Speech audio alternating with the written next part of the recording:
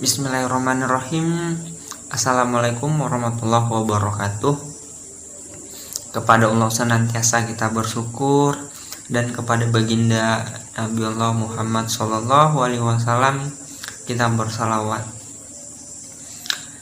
Jadi pada kesempatan kali ini kami dari kelompok 1 yang beranggotakan 3 orang, yakni saya sendiri, Ade Wanda Putra, kemudian yang kedua ada saudari Andi Wahyuningsih, dan yang terakhir itu saudari Patmi. Jadi pada kesempatan kali ini kami akan memberikan pemahaman kami mengenai atau terkait tentang materi dengan judul manajemen operasi dan desain produk dan jasa. Jadi desain produk itu, sebelum kita mengetahui apa itu desain produk, terlebih dahulu kita harus tahu apa itu produk.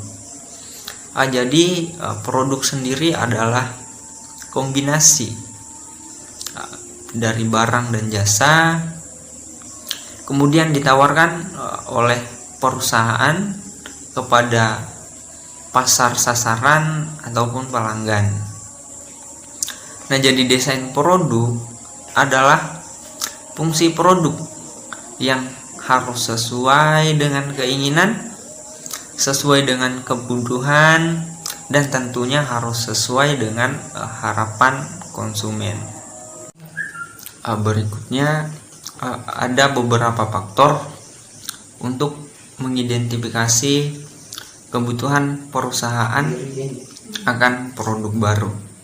Nah, yang pertama itu perusahaan itu mengalami pertumbuhan yang lambat atau pertumbuhan berhenti.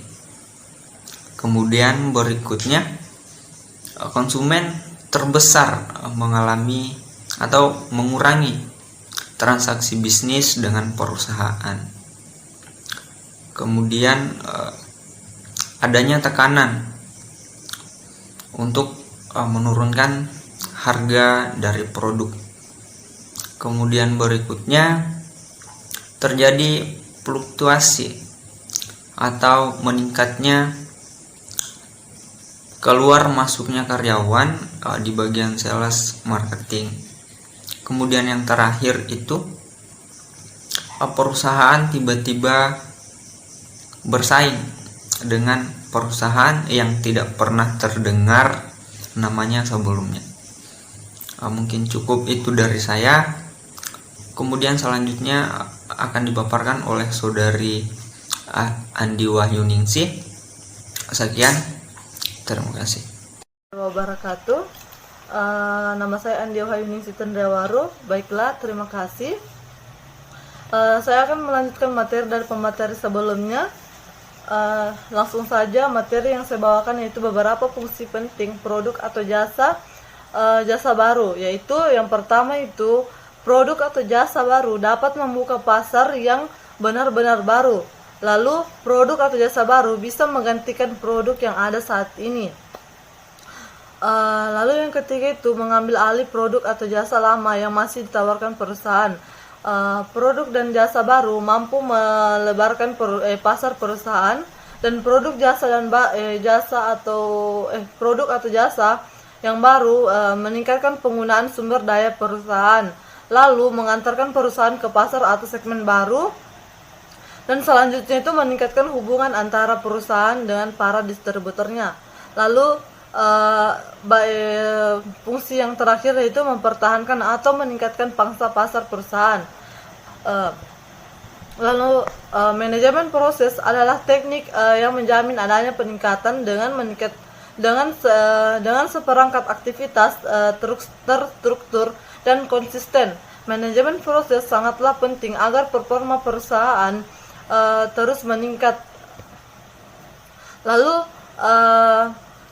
ada 7 cara untuk mengembangkan produk baru, yaitu yang pertama itu penciptaan ide, lalu penyaringan ide, selanjutnya analisis bisnis, lalu pengujian konsep, selanjutnya itu pengembangan produk, lalu pengujian pasar, dan yang terakhir itu komersialisasi. Lalu dalam pengembangan produk itu terdapat permasalahan desain produk. Masalah tersebut yang pertama itu masalah hukum, etika, dan lingkungan. Yang kedua, masalah lain dalam desain produk dan jasa, yaitu siklus hidup, standarisasi, dan keandalan.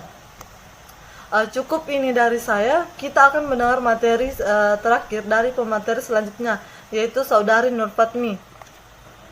Baiklah, di sini saya akan menjelaskan materi tentang persaingan berdasarkan waktu.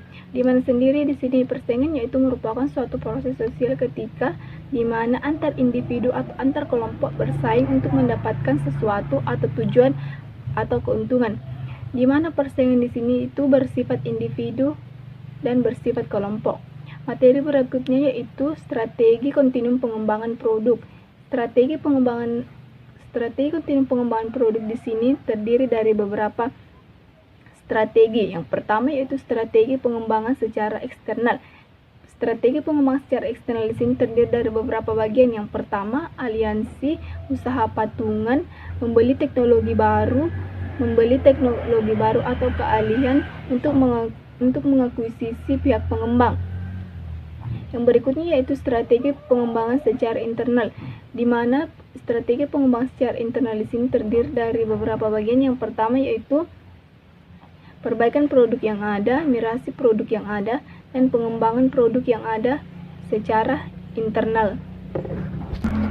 Materi berikutnya yaitu ada beberapa dokumen yang digunakan dalam sistem pengendalian produksi menurut Mulyadi. Yang pertama yaitu surat order produksi, daftar kebutuhan bahan, bukti permintaan dan pengeluaran barang gudang, bukti pengembalian barang, kartu jam kerja, dan laporan produk selesai. Dan materi yang terakhir di sini ada beberapa pendekatan yang dapat diterapkan dalam rangka mendesain suatu sistem jasa. Yang pertama yaitu pendekatan lini produksi. Pendekatan lini produksi di sini terdiri dari 4 bagian. Yang pertama yaitu adanya keterbatasan karyawan dalam hal kebebasan bertindak, adanya pembagian kerja, menggantikan sumber daya manusia dengan teknologi tertentu, dan yang terakhir yaitu standarisasi jasa.